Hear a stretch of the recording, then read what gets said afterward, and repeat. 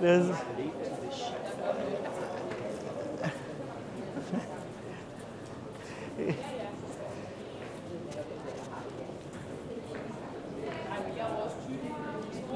For this that I was thinking, I was telling people, Uh-huh.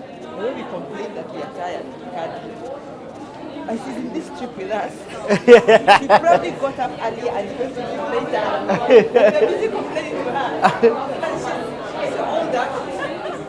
Okay, aizo tutaifanya hapa kwa hii lift.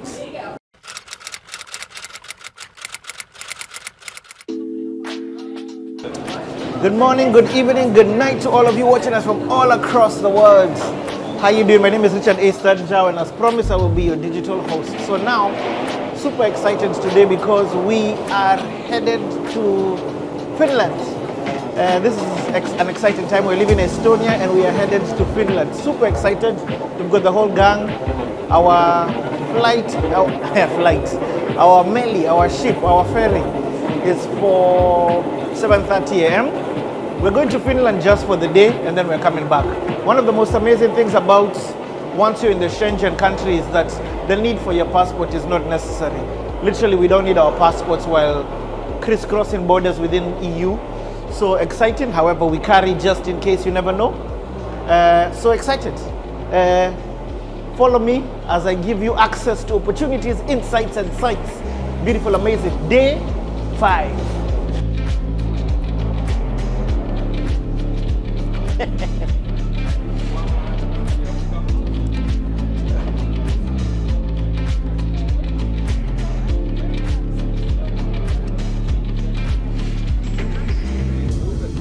Unaona vile sisi tumewekwa kwa ni kama VIP. Ni hapa. Yetu ni VIP. Are you sure? Yeah. Ni hapa. Delight is very something. Hata hiyo time ingine walituweka.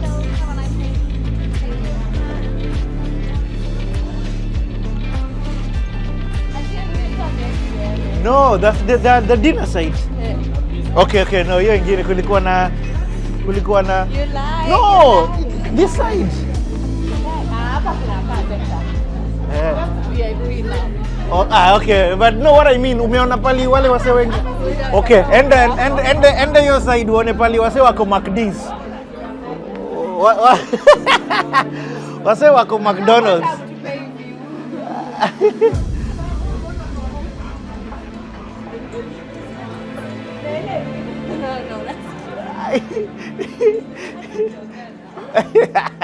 No, but it is.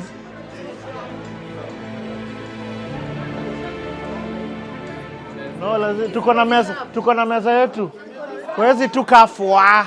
Tuko inside.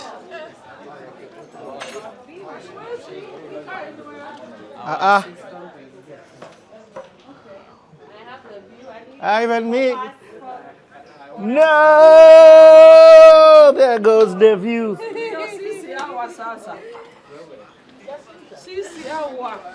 Hata mina.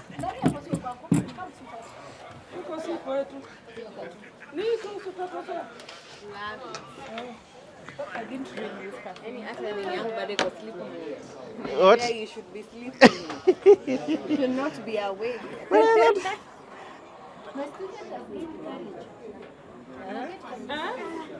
Which of yours? You have two. I'm really seated. Oh.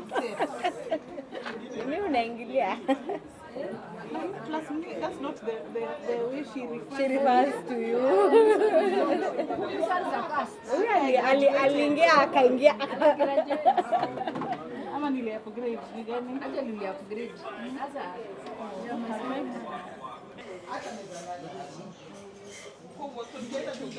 Good morning, everyone. We are here headed to Helsinki once again on a cruise ship. We're gonna enjoy ourselves. It's gonna be a round trip and we come back. Hi guys, how are you feeling? Are you waiting for your breakfast? Looking forward to this trip. Hello? Why have you become shy? Because they are looking at me. What didn't I do media? I just got my new career now. Hello. Asante.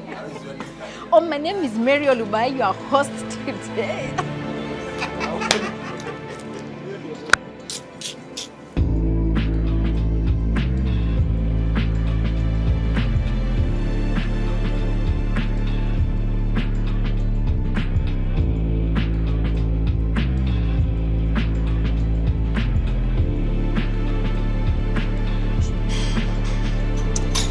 journey continues. We have officially left Estonia, Tallinn, and now we are just about to arrive in Helsinki, Finland.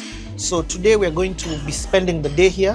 We're going to visit a couple of schools, and then we're going to be back on this ferry and then head back to Estonia. But for now, I want my main man Aizo to show you the beautiful sights as we enter into Helsinki.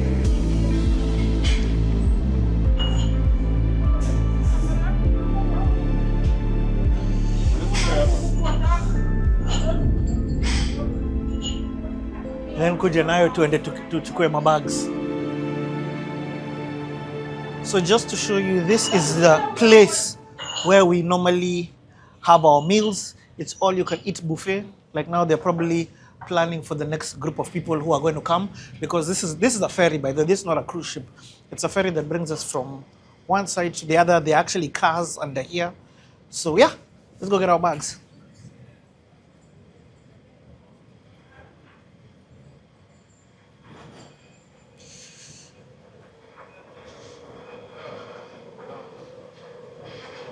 That day, Kenya, that day is an all-you-can-eat buffet, and it comes heavy.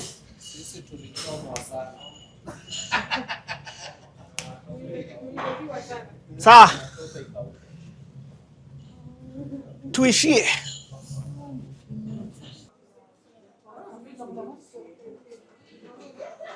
Going to try and give you a glimpse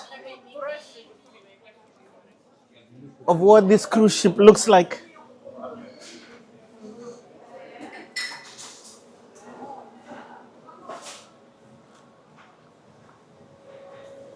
So the place where we were was like an all-you-can-eat buffet. We were there for lunch. We'll be there again for dinner.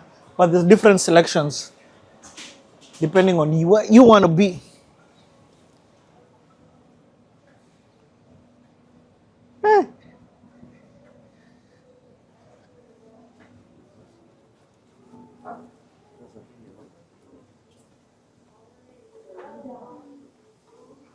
And there is Kadri.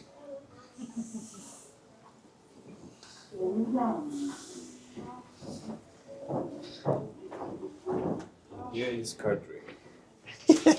So I've shared your contact with. And also, there's I wouldn't call it duty free, but there's definitely a smell goods shop up in here that some of our passengers have just discovered exists. Shelby.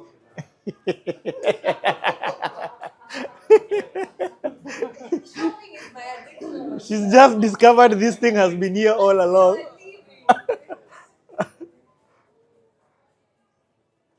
So, okay, guys, trend it.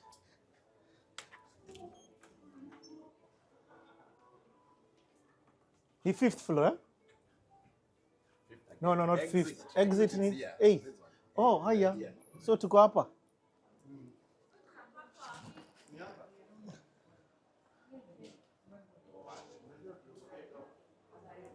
Oh, imejaa. Imejaa.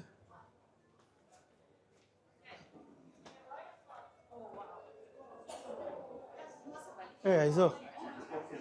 Oh, there they are.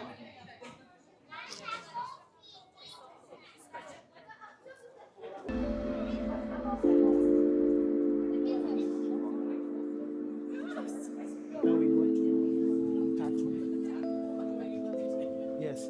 Yes. So I like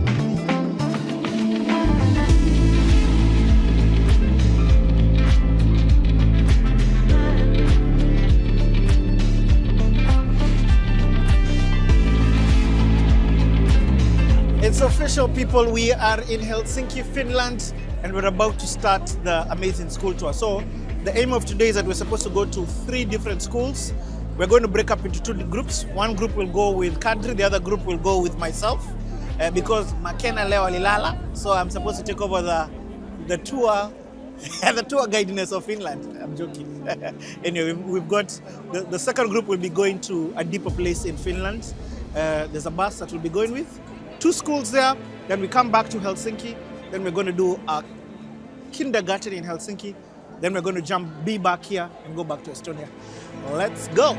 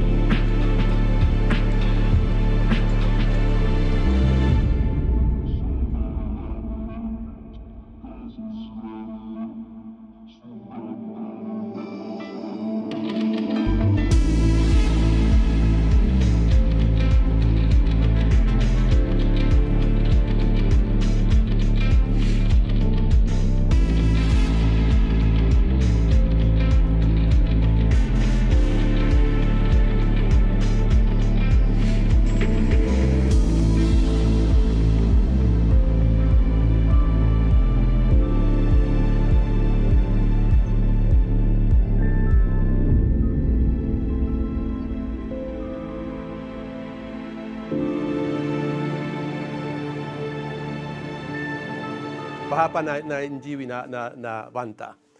Karibuni sana kwa shule wa Helsinge. Mimi nilikaa Tanzania, nilikuwa mdogo. In Tanzania, so my Swahili, I understand, but I can't speak that much. But I understand when you're speaking, so you can't have any secrets from me. Yeah, my father used to work as a professor in a university in the 70s. So I was a small child when I lived in Tanzania, and I went to school there and everything.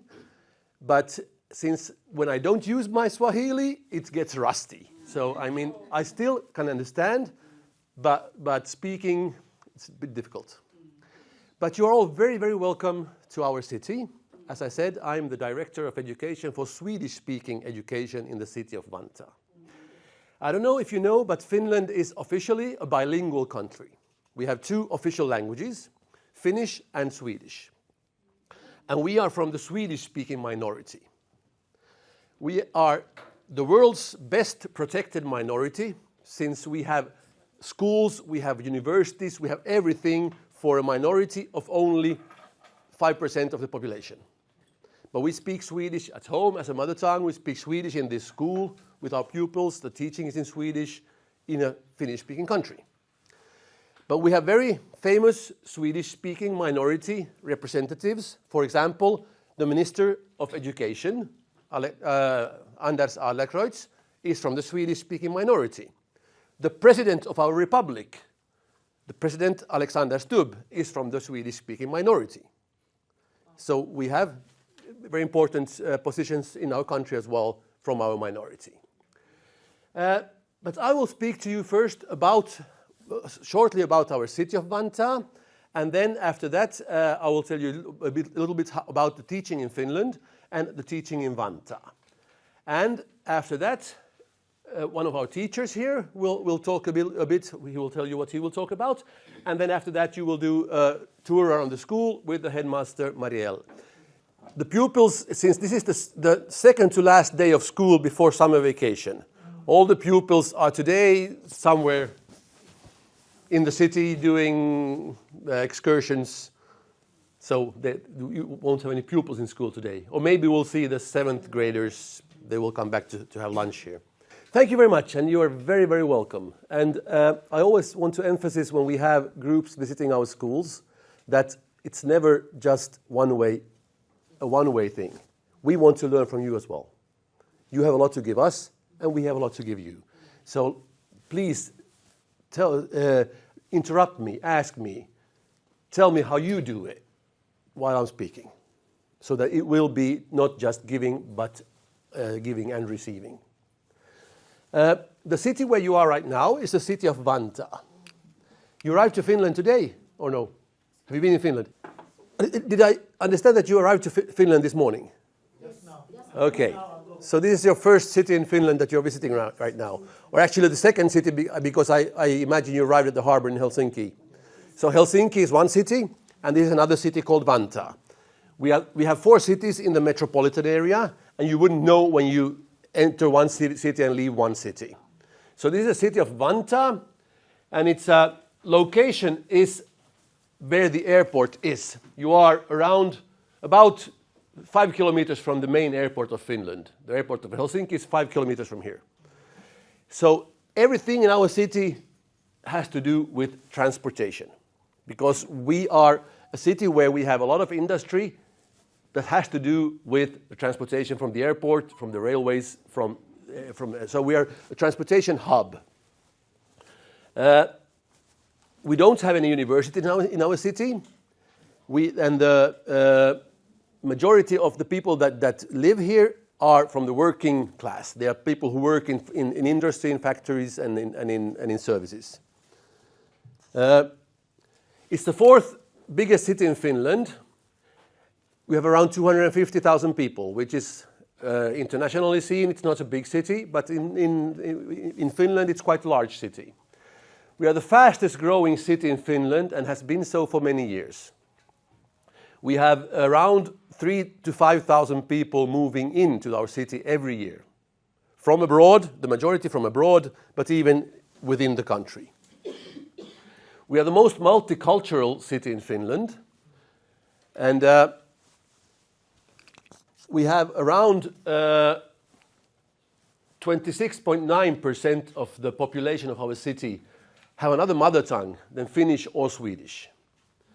So it's around a fourth of all the people you will meet in our city, they speak another language at home than the school language that we teach here. We have over 120 languages spoken in our city as mother tongue. 120 languages. So that's quite a lot. Swahili we do have as well. Yes. Yes. And in our schools, we don't have that many children that have another mother tongue than Swedish, since the major language is Finnish in Finland. And the majority of people coming from abroad, they want to assimilate the Finnish language and not the minority language. So we don't have that many, but we do have maybe 7% of our pupils are from another country. Can I interrupt you one second? Yes. Apologies. What's the full population of Finland? Of Finland, around 6 million. Yeah.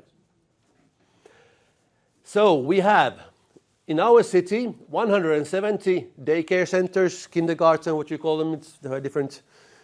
Which country? You call them kindergartens in Kenya? Or preschool, yeah. So we have 170 kindergartens, 44 elementary schools. That's from the 1st to 9th grade, like primary and secondary school. And then 6 upper secondary schools and one vocational school. You were working with the vocational as well? Yes. So we have one, and it's huge. It's enormous. We have I think 6,000 pupils in that school. So it's huge. And we have altogether, and this is not the vocational school within this. This is our primary secondary school pupils. We have 24,800. Children in daycare, we have 12,900, and students in upper secondary education, 8,400. And the professionals, aka teachers, around 6,000 teachers work in our city. The budget in total is 552 million euros. The majority of the money comes from taxpayers within our city. So the tax that people pay goes to education in their own city. A huge part also comes from national funding, governmental funding, and we have a funding that is very good because it's not equal for all. It's if you have more needs, you get more money. And for example, our city, since we have such a huge population of people that don't, as a mother tongue, speak Finnish, we need more money to be able to help them to assimilate the language better. So we get a larger percentage than we should if it would be according to just the number of children that we have. As I told you, we are a fastly growing city. By the year 2028, that's in 3 years, we will have 900 more children in our primary and secondary schools. In just 3 years, they will grow by 900. That's a whole school building that we have to build because we are getting more children. Lower secondary, no, that should be kindergarten, sorry. It's 300 that will be. So 1,200 children in just 3 years. That's how fast we are growing. And the people that move here often are families with children. So when the population is growing, it's growing especially for in our schools, for that age group. In Finland, the education system, I think it could be a bit difficult for you to see, but we have early childhood education, kindergarten, from 1 to 5 years old. And that is not free. We have to pay for it. But if your salary is not enough, then you will get yeah, so it will be free for those that can't afford it. So it's open for everybody. And then the pre-primary education is 1 year. That's the year they turn 6. And that's compulsory for everybody. And that's for free. And that's the pre-school. And in the preschool, we don't have any subjects. They don't learn mathematics. They don't learn mother tongue. They don't learn nothing of that. It's just preparing them to be pupils. Socially and so they know how to work as a pupil in school. But we don't teach them any subject yet at 6-year-olds. The teaching starts at when the year the children turn 7.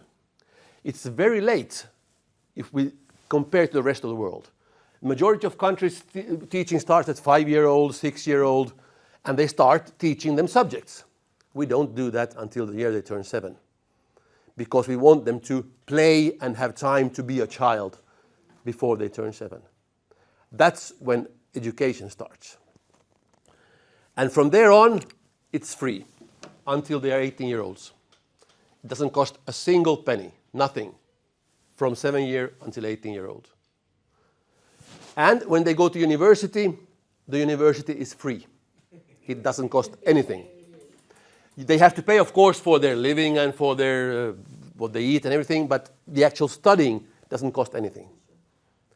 We don't have private schools in Finland. Oh, we have a few. We have 3 or 4, I think. But they have to be free as well. The private schools have to be free. So you open a private school, you offer free. Mm-hmm. But you get the same funding as yeah. So what's the motivation? If you want a certain kind of pedagogy, we have Montessori schools that want to teach the Montessori pedagogy. Or we have Steiner schools that want to teach a Steiner pedagogy. So it's the way they want to teach that makes them private. What about if it's sports or... That we can include in our schools, in the normal general schools. We have schools specialized in sports and we have upper secondary schools specialized in sports and music.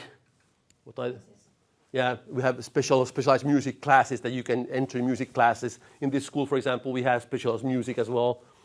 So they can specialize within the normal school system. And then we have 6 years of primary school from 1st to 6th grade, and that's from 7 to 12 years old. 13 to 15 we have the secondary school. This is a secondary school for children from 13 to 15. And that's the classes 7, 8, and 9. After that, they can choose whether they want to go and do the matriculation examination or if they want to go to a vocational school. The matriculation examination prepares them for university studies. The vocational is to get a job, to find a career as an electrician or a plumber or whatever. But the good thing in Finland is, if you go to get your matriculation examination, you can go to study for a bachelor's degree in university, master's degree, doctoral degree, but you can also do that by going to a vocational school.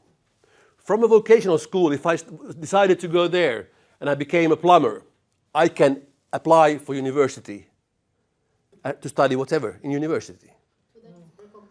Yeah, and that I think it's a very good way because it doesn't end there. If I, as a 15-year-old, wasn't smart enough to choose the matriculation path. I chose the plumber path. It doesn't stop there. I can go back and study the university, even though I chose the plumber in a young age. So I think, and the good thing is that it's compulsory. You have to go to school. No, you have to learn in Finland. You can have home teaching, but you have to have proof that you are learning. So if somebody falls out from the school system, the system awakes and we get a warning to our city, this pupil doesn't attend school. And we have people that go home to the family, talk to the pupil and try to find a place where that pupil should study. So the dropouts is none. We don't have dropouts because we find them all the time. Okay, of course we have dropouts that are criminals or dropouts that are mentally ill, those kind of dropouts. But if you look at the normal population, then we don't have dropouts because it's compulsory until they turn 18. Compulsory and free. We receive every school, every kindergarten up till 18-year-old, we have a free lunch for everybody. And it's a very good lunch.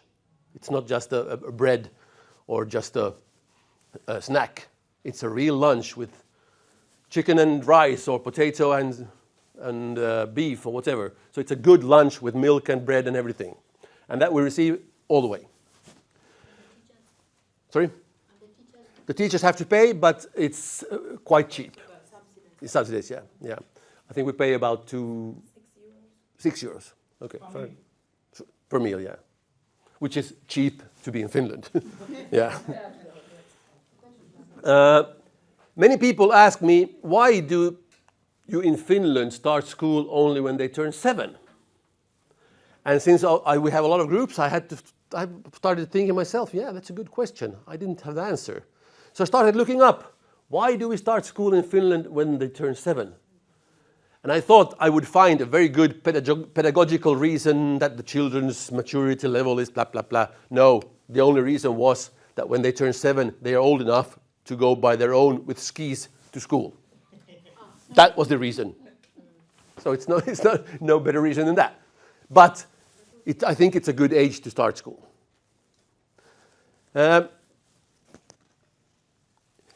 You have heard that schools in Finland are quite good.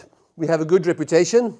Our pupils do well in PISA results, the results where you compare schools around the world. Finnish schools are always in the top 10. So we have a very good school system. And this is taken from an Indian newspaper. When an Indian group came to Finland and they want to compare according to Indian people, why is the Finnish school system so good? We start from, I have to see, there. Sorry, I have to look at myself. Yes, we have smaller size schools than the average in the world. In this school, for example, we have altogether around 300 pupils. Is that a big or small school in your country? Medium, yeah. Our primary schools, our Swedish-speaking, have from 50 pupils in a school to 180 pupils in a school, which for you would be very small. Yeah. Yeah. But we have chosen to have smaller schools so that the teachers know all the pupils. We have more interaction with all the pupils in that small school. It's more secure and homely-like place to study. We do have also schools of over 1,000 pupils, but not that many. In Finland, teaching profession is very highly seen. It's not that easy to enter to become a teacher in university, and all our teachers from kindergarten, when they are diaper age, until when they're 18-year-old, all our teachers have to have a university degree. Everybody. The kindergarten teachers have a bachelor's degree, and from the first grade in primary, you have a master's degree. From the primary years, they have a master's degree in pedagogy. from the 7th to the 9th grade, they have a master's degree in the subject they teach. Plus, they need an extra pedagogy grade. So we have highly educated teachers. And we have continuous on-the-job training, so they get to work on their career and their way of teaching all the time. And our administration, where I work, I'm a former principal. I used to work as a principal for many, many years, and then I was chosen to be the director of education, so I'm the boss of the principals. So I'm in charge of seeing that they get all the funding they need, seeing that they get all the pedagogical need they need. That's my job, to supervise and see that it works. But in Finland, we don't have any control. We don't have any national exams, none. The first time they have a national exam is for those who chose the matriculation path, and we have a matriculation exam when they are 18-year-olds. That's the first time we have a national exam. Before that, nothing. We don't have any national control of the schools. Nothing. We don't have any inspectors, no school inspection whatsoever. The whole system is built upon trust. I, as a director, have to trust that my headmaster is doing her job. She has to trust that the teacher is doing his job. He has to trust that the pupil is doing his or her job. So it's built upon trust the whole way. With trust comes responsibility. So when I trust her, she has a responsibility to perform, to not break the trust that I have for her. And it's the whole way down is trust, which accumulates responsibility within the students and the teachers and the headmaster and so on. Well, if you look at it with the students' eyes, we have no detentions. That's not true 100%. We have a few detentions every now and then. How often do you have, maybe? Yeah. It's over 12 years ago. So over 12 years ago, you haven't had a single one. No. In 12 years, 0 detentions. We don't have punishments in schools. No punishments. Because we trust in that they should do what they're doing. If they don't do it, we have a discussion with the children. We sit down, we talk, we call in their parents, we discuss with the parents, and we try to find a solution without punishing them. And it works quite well. We don't have classes according to ability and knowledge level. All students participate in the same class. If you're better in mathematics within the same classroom, you get your special education. If you're better in maths, I will help you in your way.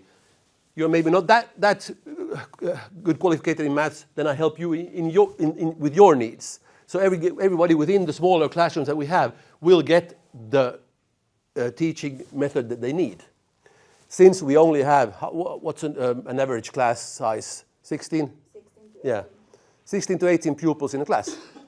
That's the average class number. If you imagine you have one teacher, 16 to 18 pupils, you will have time to help everybody. So the ratio teacher-pupil is high. We have many teachers according to the ratio of pupils. 1 to 16, 18. Well, say 1 to 16, 1 to 18 is maybe more a national. Yeah. We don't have any rankings. We don't rank our schools in any way. There's no school ranking nationally or locally or whatsoever. We don't compare schools to each other. Our goal is that every school is just as good as the other. All schools should have a high quality of education.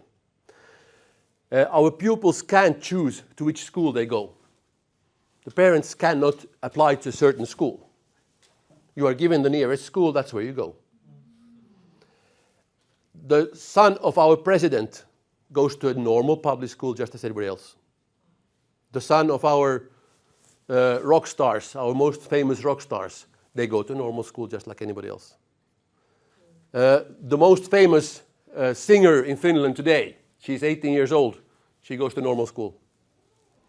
Just a normal, because there aren't any special schools. don't exist. So you have to go to normal school.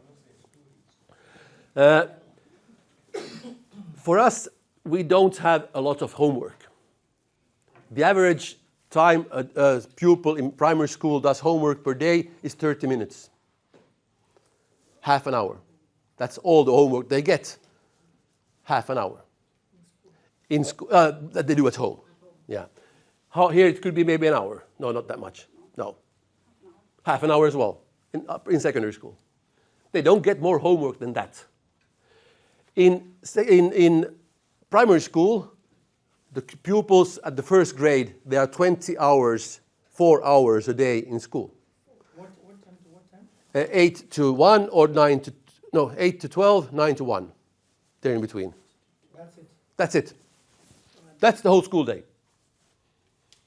For first and second graders. First and second graders. And if you're in the 6th grade, you have 28 hours a week. So that's 5 to 6 hours, 6 hours a day. And that's all. You don't have any more, plus 30 minutes homework. That's all school they have. 5, 6 hours. And every lesson in primary school is 45 minutes long. After 45 minutes, you have a 15-minute break. 15. So it's 60 minutes is a lesson, and the lesson includes always 15-minute break. Here we have 75-minute lessons, and the breaks are 15 minutes. Here in secondary school, they have around 30 to 32 hours a week. 30 hours a week. So that's 6 hours a day for the 15-year-olds in school. And that's all. They don't have more school than that. But they have a lot of extracurricular activities. They have sports, they have drama, they have whatever, but that's not part of the school. That's what they do on their free time. Sorry? No, not mandatory. No. And the school doesn't provide it. The city provides some extracurricular activities for those who don't afford to go to it themselves because the extracurricular they cost.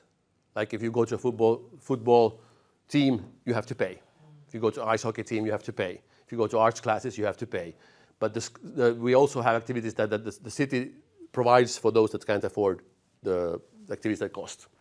Does the school do any extra curriculum activities? No. No, you're saying the city. He's not saying the No, the city has, but the school doesn't have. The city in the city we have different departments. We have the department of sports, for example. The department of sports, they have extracurricular activities, but not the schools themselves. We have, for first and second graders, they can be at school until 5 o'clock in the afternoon. But then they don't have school from 1 to 5. They can be there and play together. They can get help with the homework, but that's not the school in itself that provides that service. It's it's like from the third sector, from another sector that comes in, like a private business company or somebody who provides that for the children for the first and second graders. And we subside as a city the company that does it. What about teachers? Does that mean teachers work from 8 to... Our teachers, they have a minimum of teaching hours that they have to teach. For example, if we go first to primary school, the primary school teacher has to teach 24 lessons a week. One lesson is, as you remember, 45 minutes. So it's 24 times 45 minutes. But the working hours that they have altogether is around 32 a week. Yeah, in theory. But they don't have to, as it's a system of trust, they don't have to report anything else than the 24 hours. That's the only thing they have to be in school. The rest, when they plan their lessons, when they correct all the exams, whatever, that they can do whenever they want to. And they don't have to report to anybody when they do it. They can do it at home. They can do it at home, they can do it on the weekend, they can do it whenever. So the only thing they have to be is those 24 hours of teaching. And then in the secondary school, it's according to what subject you teach. Because some subjects requires more work at home for the teacher. For example, the ones with the lowest, I think, is Swedish, and they have 18 hours they have to teach a week. The highest is, I think, physical education, and they have 24. Because physical education, you don't have to do such a lot of work at home as a teacher. But a mother tongue teacher, you have to do a lot of work at home because you have to correct all the theses, all the papers, or everything that they write. So, and we have 2 hours a week compulsory teachers meeting. That's all. 2 hours of teachers meeting per week. So 24 hours teaching, 2 hours teachers meeting. That's all that they have to be in school. The teachers. Compensation look like? Are teachers able to live as a teacher Yes. without having to do? Yes. The salary is not the best salary that you can have, but it's a above average salary. And you get paid 12 months a year. Even during vacation, when the pupils are not at school, you get paid the same sum the whole year around. And you can live on that salary. I mean, all our teachers, they don't have another job. They live on their teaching salary. They have to teach in a specific school? All our teachers are contracted by the city. But I assign them to a certain school. So it's very rare that we have to move teachers to another school. It happens, but it's very, very rare. Do you have a shortage of teachers? Within the Swedish-speaking minority, we have a shortage of teachers. But within the Finnish majority, they have, for example, what was one of your colleagues said that he had 70 applications for one job. 70 applications for one job. Yes. Do you have a retirement age for teachers? Sorry. Do you have a retirement age for teachers? Retirement. 65? It depends on... mine will be 65. Hers will be, I think, 110. No, she's so young still.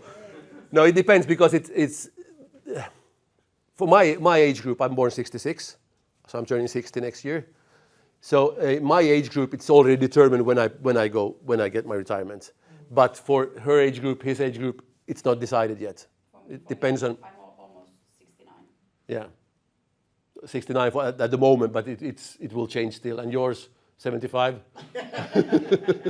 So I mean, it will change. Okay. It used to be 60 years. Yeah. It gets higher all the time. If I would have started working, or if I would have graduated 1 year earlier, I would retire next year. I missed it by 1 year. I'm not bitter whatsoever. Okay. So this is characteristics of Finnish education. It's hard for you to see, but here it says highly educated teaching personnel, no dead ends. That means that there would always be a path for you. We will always find a path, regardless of how well you're doing in school. We will always find a path. So there's no dead end. That if you come here, there's no continuum. Cooperation. I don't see what it says. Doesn't matter. All schools have the same quality.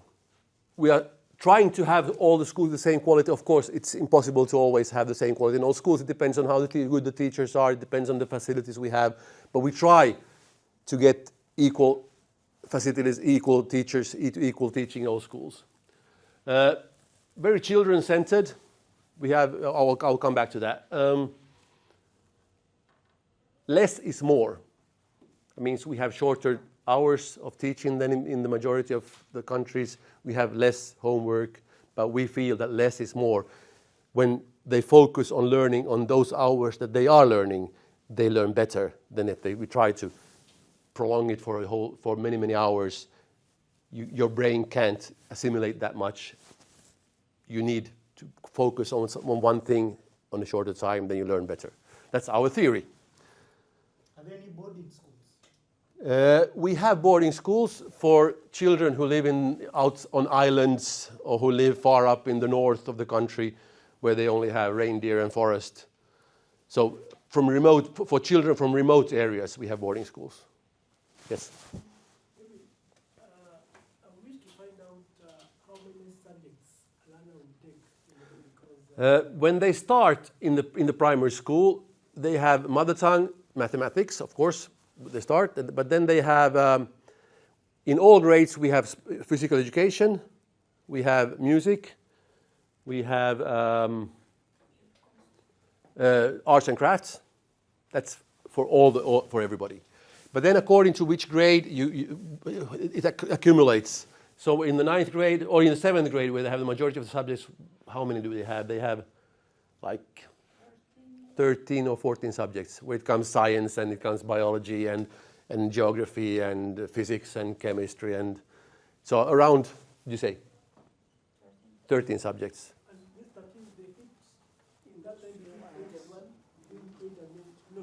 Sorry? Yeah, but they don't teach all the subjects every day. So in one day they can have 3 subjects, the next day 4 subjects. So, for example, chemistry you have once a week, maybe. I don't know because I don't teach in this, but I could imagine chemistry once a week. Once or twice. And then we also have the school year divided into periods. You have 5 periods. 5 periods, and one period they maybe teach more physics, but they don't teach it the rest of the year. So it can be divided into 5 periods. Yeah. 7th, 9th grade, they go to school from 8 to 3. So it's a long day. So when we yes. You have something that is equivalent to a teacher's commission, where teachers are regulated from, where if the teacher needs to be disciplined, for example. That's my job. So, so it is. No, we don't have that. No, we have, of course, we have unions that protect the teachers' rights, and I discuss with the unions and we come to agreements on salaries, on teachers' benefits and everything. So that's my job to discuss with the union. Yeah, but then disciplinating the teachers, that's her and my job.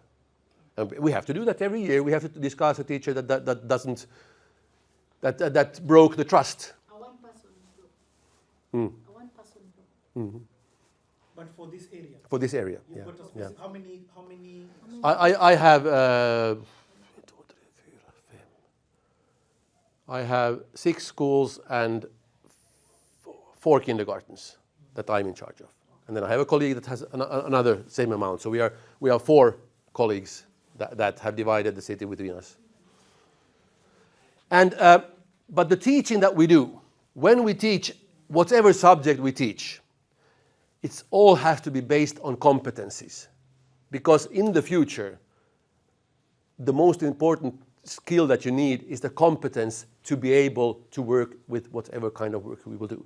Competencies are the basics of everything we teach. Our president, Alexander Stubb, made a visit to Kenya under a month ago. Maybe you saw it in the news. And what they were talking about on that visit was the competencies. Oops, didn't change.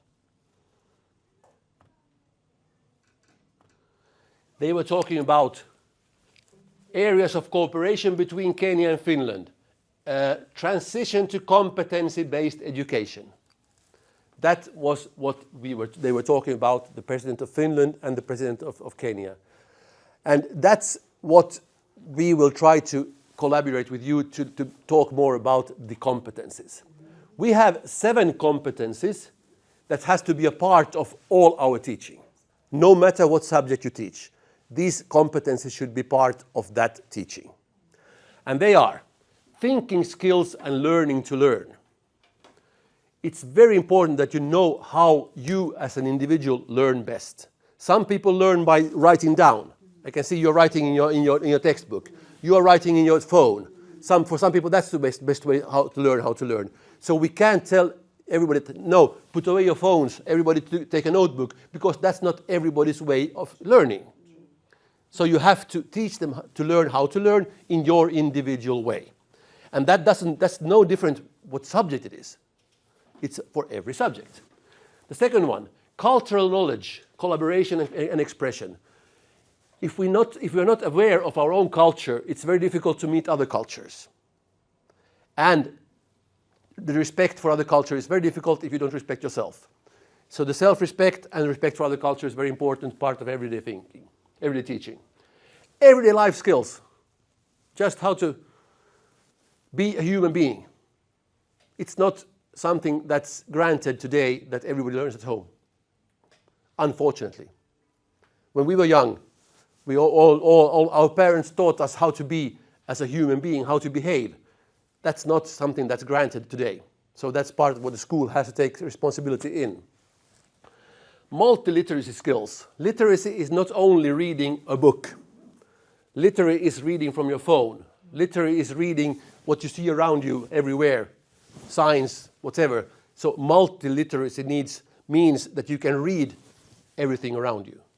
Everything that affects you as a human being, you can read in the right way.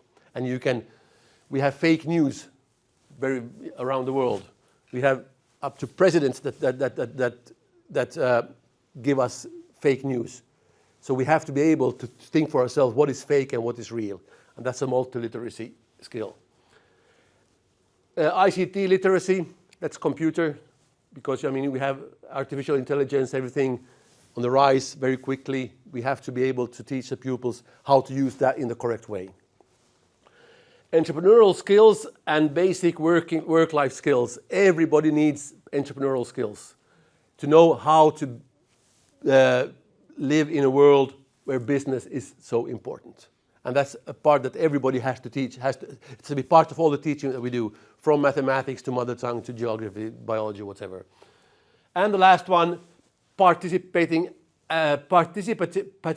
active citizenship. That you have to be an active citizen in your own community politically to know how you can affect your own way of living by being politically active. So those are the main, what the president was talking about, the competency-based education. That in every subject we have to have this as part of it. I've been talking a long time. Hope. You're saying they're similar to what we also have. Yeah. It's very important. And I think it's globally, it's something that people at schools are seeing more and more all the time. We have a national core curriculum where it says what we have to teach. And the core curriculum is, there we have the objectives and the contents of what they should study.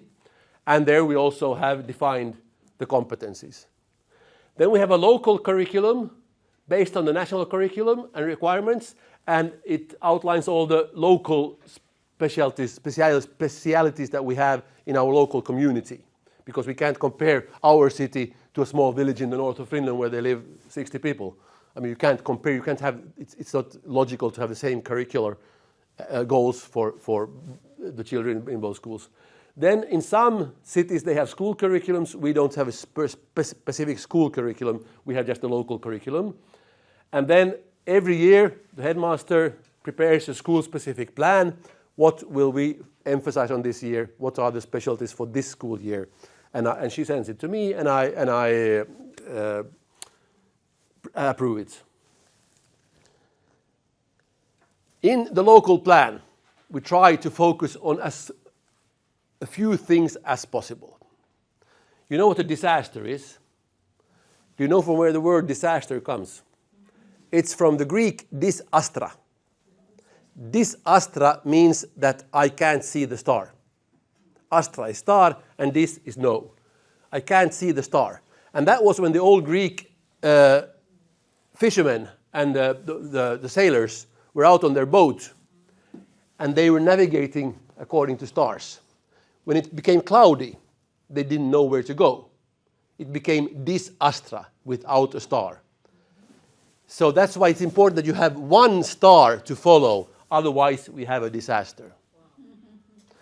So that's why when she prepares her curriculum, her year plan, they focus on 1 to 3 things, no more. That's what they are focusing on this year.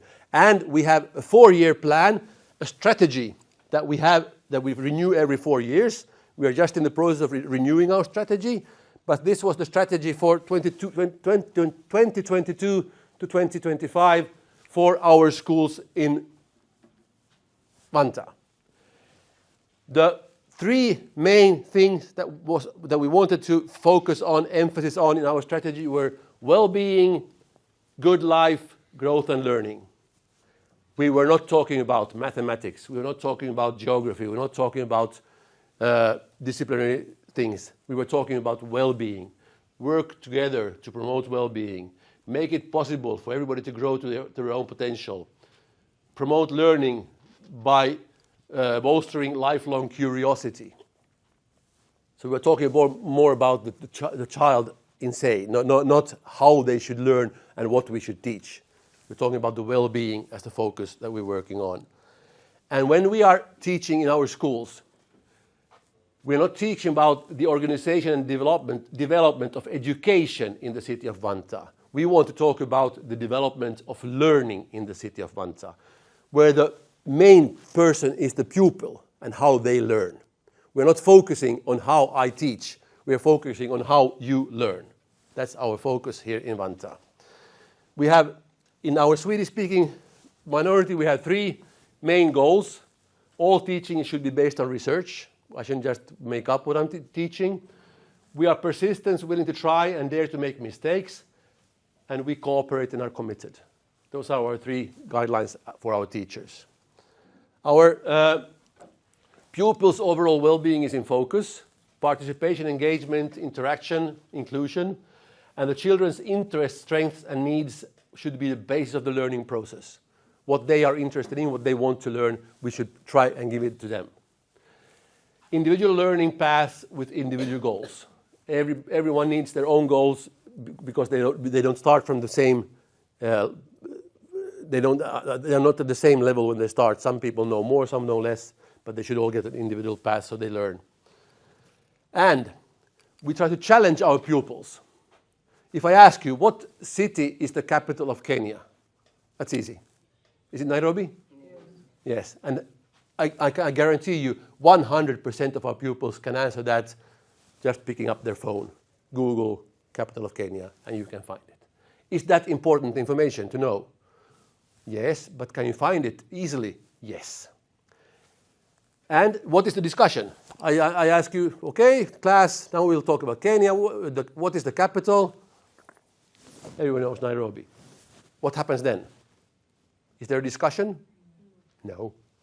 If I ask you, which is the most interesting city of Kenya? Which one is it? Which is the most interesting city in Kenya? Mombasa. I've been there, it's good. Yeah. Yeah, Kisumu, beautiful place. And what happened? Nakuru. It's close to the national parks. What did you say? So what happened now? Discussion.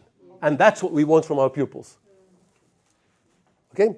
So not what you can find on Google, what makes them think, what makes them evaluate their way of thinking. Just a small example. We assess their learning all the time. We don't have just a final exam. We try to assess all the time what they're learning so that I can see, did you learn? Did he learn? If he didn't learn, what did I do wrong as a teacher because he didn't learn? Not what's wrong with him, he didn't learn. It's something in my teaching that didn't work if he didn't learn. So I have to change my teaching. It's true. I mean, if you don't learn, it's not your fault. It's my fault because I didn't teach you the right way. But isn't it true? We want them to, yes. How then, because there are no exams until the child is 18 years. We have exams, but local exams.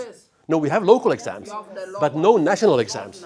No, we have local exams, yes, all the time. And we have different ways of assessing all the time, but they are not compared with each other and they are not regulated nationally. Yeah. So you use the formative assessments more? Yes, more, all the time. And then we have a summative assessment where we give grades 2 times a year. Yeah, but you don't rank? No, don't rank, no.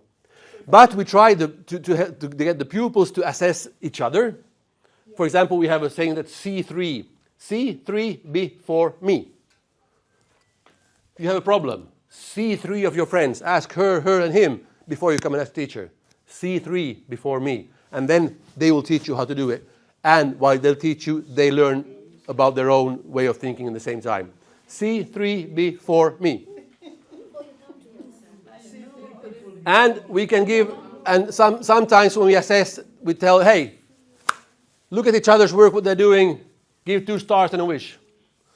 And you look at her, what she's writing, you read it and say, hey, this was good, I gave you 2 stars, but you could improve this, I have a wish. So different ways, these are just examples. Different ways that we assess during learning. And the idea is to see where the pupils are they learning? If they are not, what do we need to change? Excuse me. Yes? So if the student is not learning, you come in together with the head teacher to... No, me, I mean not on that level. Okay, It's the teacher comes in and the teacher tries to do it first, and if the teacher's ability to help isn't enough, we have special aid teachers, and they can call the special aid teacher. Okay. And if that's not enough, then they have a discussion with the headmaster. Do we need more help from outside? So, but is it ever so? But what I'm hearing you say is that sometimes, if the pupil is not learning, and if this is more than one pupil not learning, then the problem becomes the teacher and the style in which the teacher is. Yes. Okay. We have tutoring teachers that are teachers that we give more education, and they help the other teachers. And the tutoring teachers are chosen based on they would have to be voluntaries, and they help all the other teachers with teaching.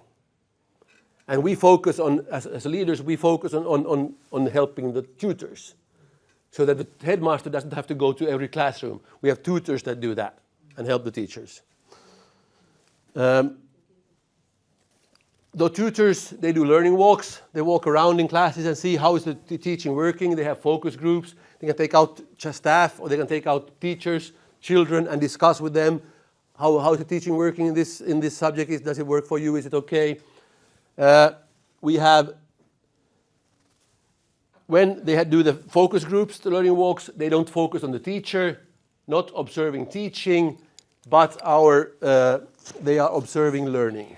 So they're observing the pupils, what's happening within the pupils that they learn. Do they have lessons themselves to teach? Yes.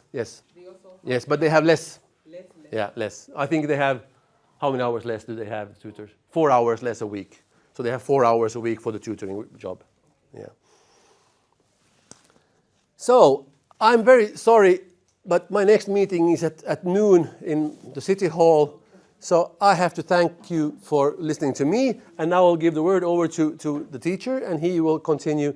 So if you have any questions, I'm very sorry, but I don't have time to answer right now because I have a meeting at the City Hall in 15 minutes. Will you be able to share the slides? Yes.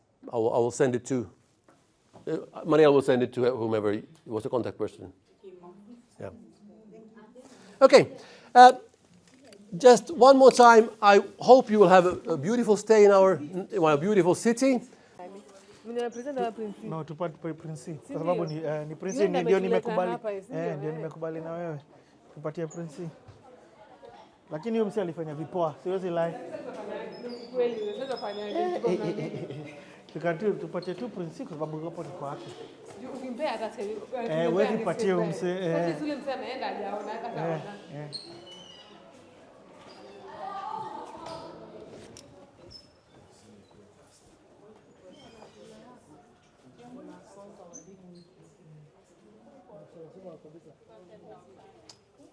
Hai. Sasa wengine unawanda ulizaliwa wapi? I got that. For as long as I'm within you. Sorry, just that.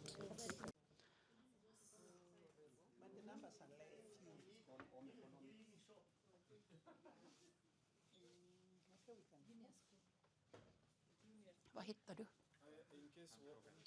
Vad sa du? Ja.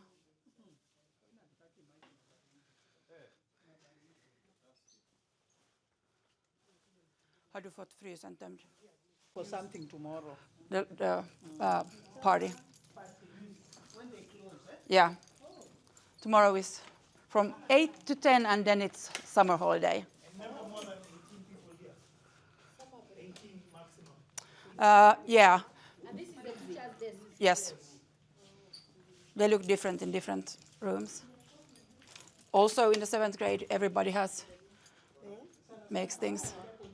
There's examples of which grade. 10 is the best grade, and 5 is lowest. 4 is not textiles, yes. Okay, for cutting tables, for cutting. Yeah. Or they do mostly here on the teacher's table, the cutting. Ya kushona. Oh.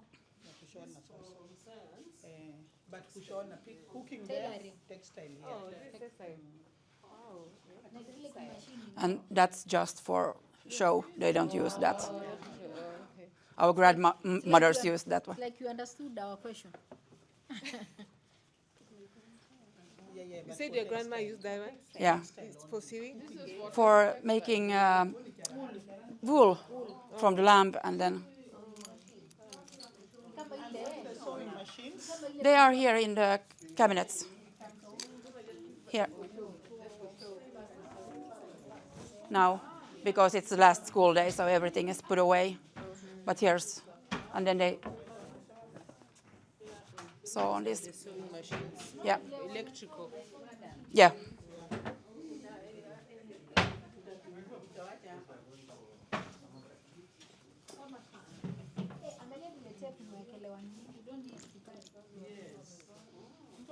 Just measure when it is here. Cave can be. Which means they have the portable machines, so they put on the table. They put them on these tables because here are the electric outlets, so on this. And here they make other things if they need or plan or document. Ska vi gå till Känn och fyssa? Uppåt. No, nu kan vi ju ta det. Är de där eller?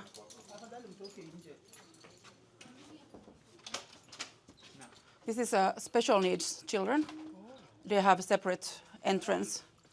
Special needs. And they are only in this room. They have one teacher and one other adult, and they do everything here. They are not many. They are 7 on 7th, 8th, and 9th grades.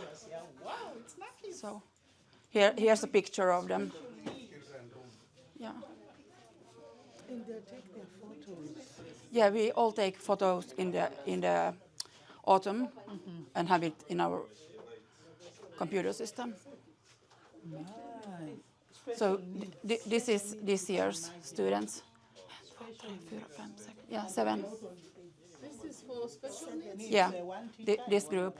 This is the teacher and this is the help. The helper. Yeah. So a teacher and the helper. For 7 students. Wow. They have large. Is employed by the government. Sorry? Even the helper is employed by the government. The helper. He's employed by Vantaa and the school.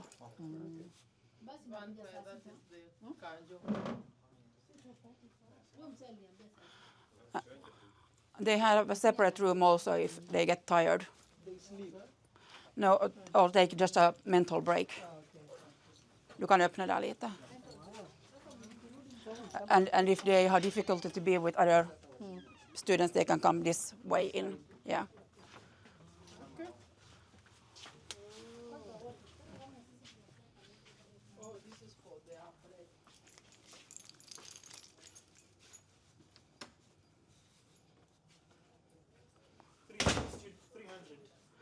Yeah, in the school. In the school, huh? Yeah.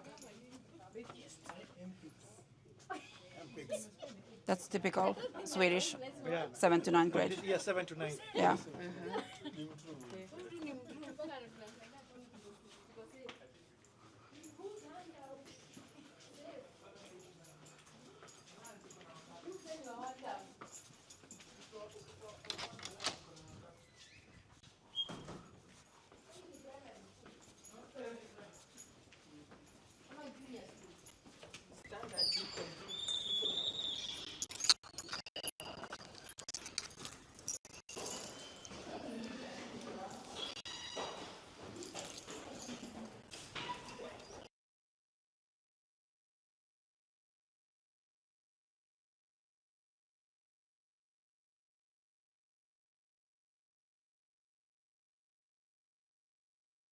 schedule for this classroom. Okay, So the students have like all day like this. okay, And this is the chemistry classroom. okay. Chem class. Okay.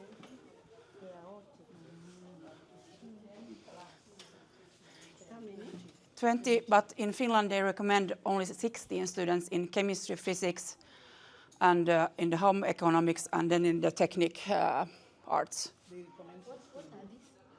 It's outlets. When you take like a cooking plate, or for a computer, you can get electricity. Okay. And not is here because it comes too low. Yeah. Chem lab, chemistry.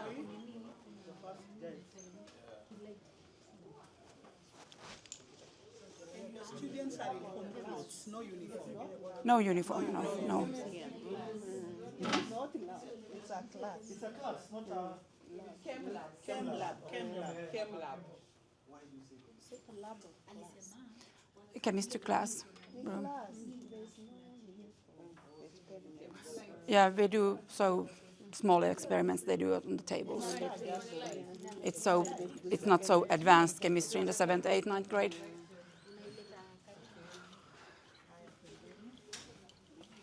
Chem lab. Someone has my phone. Ta upp ett rum där så får vi se hur små våra klassrum är på riktigt. Vad sa du? Att ta upp fast Pias rum så får de se hur små våra rum är på riktigt.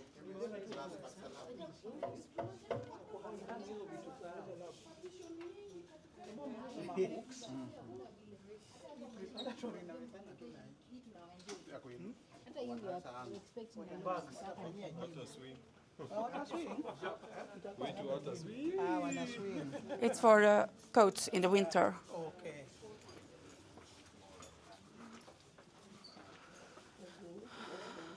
Sorry? Excuse us, these are normal class also. This is the normal. We have very small classrooms. Yeah.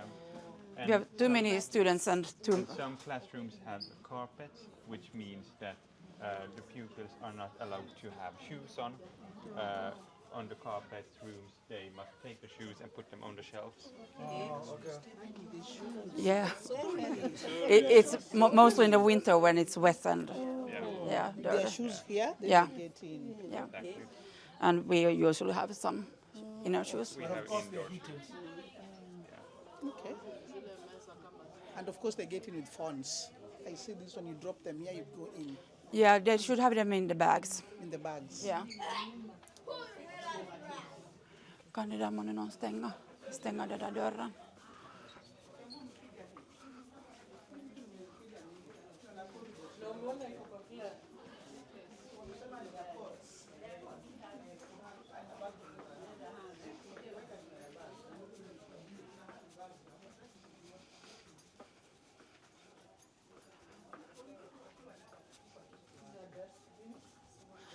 Yeah, we sort bio and plastic, and this is the teacher's lounge. Yeah. So we are about 40 people who use this restroom. 40. We only have 5 computers. Hello. And there's a little kitchen. I think the vice principal is hiding there. That's okay. It's okay. Nice one, very nice. Okay. So we are 40 teachers, and this is 40. 40. Yeah. 40 teachers. Yeah. Total student population? 300 300. in this school. So oh, this is the staff room. Teachers' lunch. Nice. It's quite full when we are everybody here. Can we go ner? What's your schedule? 12:30, we are off to another school. Yes. Okay.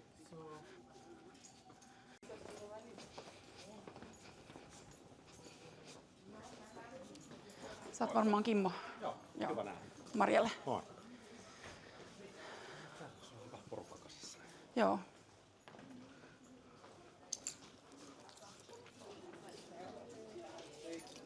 This is the school library, but it's also a classroom. A classroom and Yeah. a library.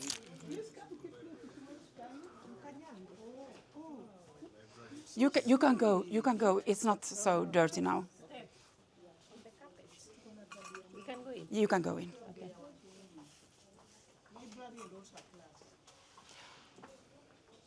This is a library, school library. School library, and it's also a classroom because we have to take every room for a classroom. A library. Yes. Many of our students are completely bilingual, but school language here is Swedish, so they must speak Swedish here in the school. This is what? It's a class, but it's also the school library. Because we have so many students and so little rooms, we have to take all the rooms in use. I've noticed your teachers are in black. Is that like a uniform? Do they have to wear black? That's not a teacher. He's The ladies are in black. no, that's it. Just happens. Sometimes it's red or green or no. Finishers or dark people, they dress in dark. The party tomorrow. So this is what they get to eat for free.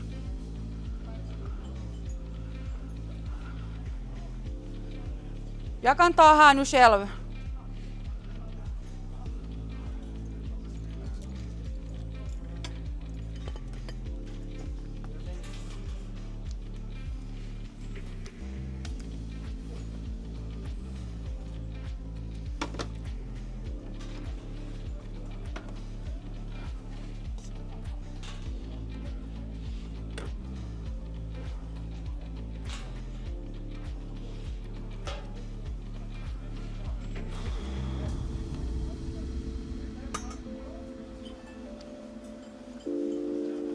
Jag tar upp den här sen när de har farit. Jo, nästan Kenya.